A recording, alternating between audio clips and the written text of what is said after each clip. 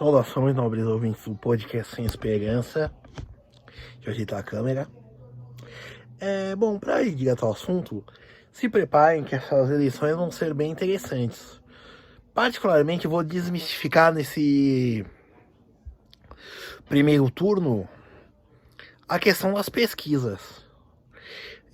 Certo, principalmente dos institutos mais famosos, mais conhecidos, né? Acho que famosos não se aplica porque ninguém é fã de um instituto de pesquisa. Em especial, os três principais: o Datafolha, o IPEC, o antigo Ibope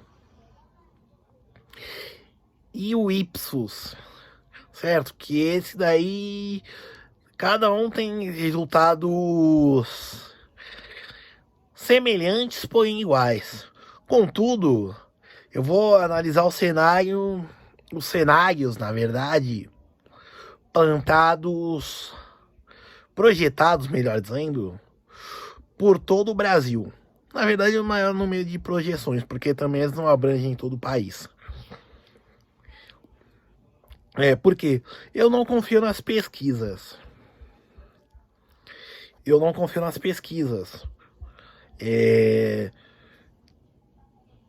E eu vou fazer essa análise dos números que eles apresentam comparados com o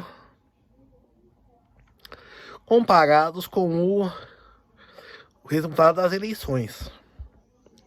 E eu vou fazer isso com números reais, certo? E abarcando todos os números possíveis. Mas só para adiantar uma coisa, os cientistas políticos que são entrevistados, independente de quem o entrevista, de que organização os entrevistam, o que acontece? Eles se negam a levantar suspeitas contra os institutos de pesquisa. Aqui vai ser diferente. Eu não sou um cientista político, eu sou um professor de história.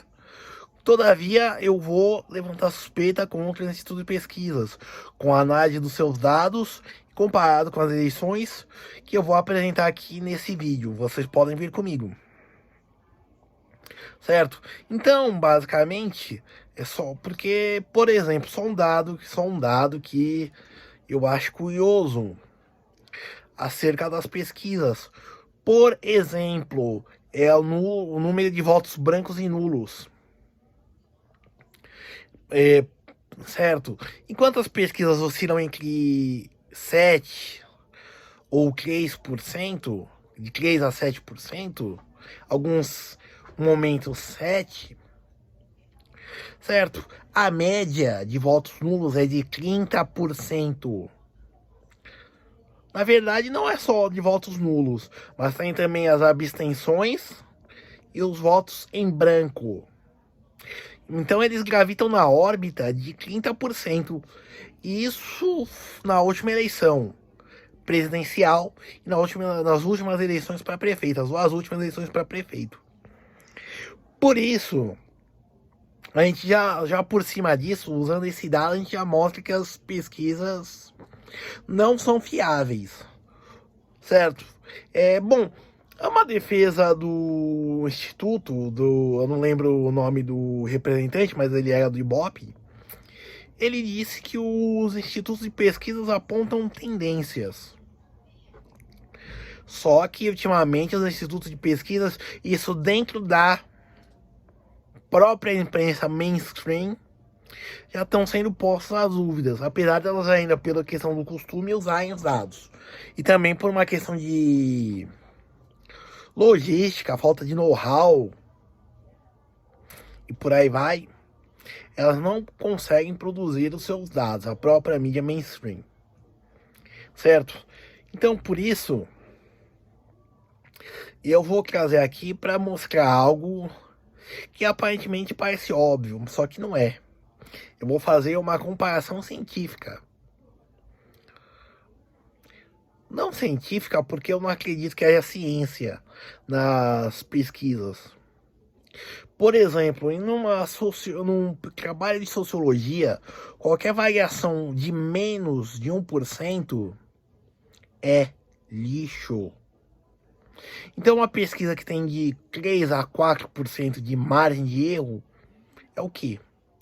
Tem só apenas 95% de confiabilidade. Suspeito, pelo menos para mim. Certo? Então, basicamente é um dos exemplos clássicos de manipulação da narrativa, na verdade, entendeu? Com estatísticas. Isso particularmente fica no caso de jornalistas que já perderam completamente a vergonha, certo? Do quais eu posso dizer que eu consumo alguns, certo? Além dos jornais, tem jornalistas com seus programas individuais que já perderam a vergonha de usar as pesquisas para manipular e para criar narrativas. E então, neste humilde canal, neste humilde podcast, eu vou desmentir parte dessas narrativas, certo? E não só isso nessas eleições, certo? Vai ter mais coisas, só que eu não vou entrar em detalhes aqui. Isso vai ter um react muito especial, eu espero que vocês assistam. Mas isso é o de menos. O que principal vai ser logo na terça-feira ou na quarta-feira, mais tardar. Eu já vou estar com os dados reunidos. Domingo vai ser dia 2 de outubro, né? Dia da eleição do primeiro turno. Então eu vou estar até dia 5 de outubro. Eu já vou estar upando esse vídeo, gravando esse vídeo e upando ele. Certo? Com os dados comparativos respectivos das eleições, da votação, com os dados das pesquisas. Tanto a boca de urna, que eles dizem será mais precisa, porque segundo eles coletam, segundo alguns institutos de pesquisa, eles coletam próximos do local de votação, quanto ao longo do tempo. E vou ficar particularmente de olho, certo? Particularmente de olho nos números que geram incongruências. Ok? Certo? Porque, como se diz, por exemplo, em São Paulo, o João Dória, na penúltima eleição para prefeito em São Paulo, o João Dória foi eleito pelo voto nulo, pelas abstenções, pelos votos em branco, que tiveram um número superior a ele, ao número de eleitores dele, de votantes nele, certo? Então, por isso, eu já vou dizer que é pra gente desconfiar. E por mais que eu usei um argumento atualmente para essa eleição, para esse pleito, de que ela está polarizada, eu vou continuar desconfiando. E eu vou apresentar aqui ao meu parecer. Posso estar errado e as pesquisas se mostrarem confiáveis? Posso. Contudo, eu acho que eu não vou estar errado e dizer que pelo menos essas pesquisas não são dignas de confiança, certo? E bom, não estou dizendo que essas pesquisas são totalmente imprestáveis. Dizer que a eleição está polarizada entre o Lula e o Bolsonaro é uma obviedade. Só que eu acho que isso daí faz parte de uma criação de narrativa e de manipulação do eleitorado. Isso independente do candidato que for, vocês quiserem, como tiverem como preferência de vocês, certo? Então, por isso, vamos fazer essa análise com os dados comparados, produzidos pelas estatísticas, comparados com os resultados das eleições, certo? E também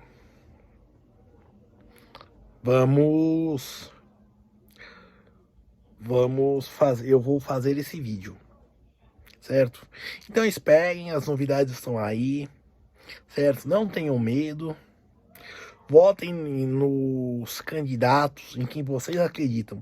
Não se deixem levar, não se deixem manipular pelas questões da quantidade, do horário e horário disponível que tal candidato tem ou às vezes não tem, certo?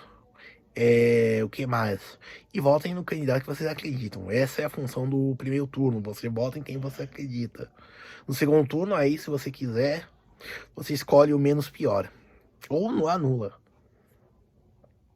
Mas no primeiro turno você vota em quem você acredita. Certo? Bom, esse foi o recado de hoje. Eu sou Urbano Agronopausa, esse foi o podcast Sem Esperança. Para entrar em contato comigo pela DM do Instagram. Obrigado.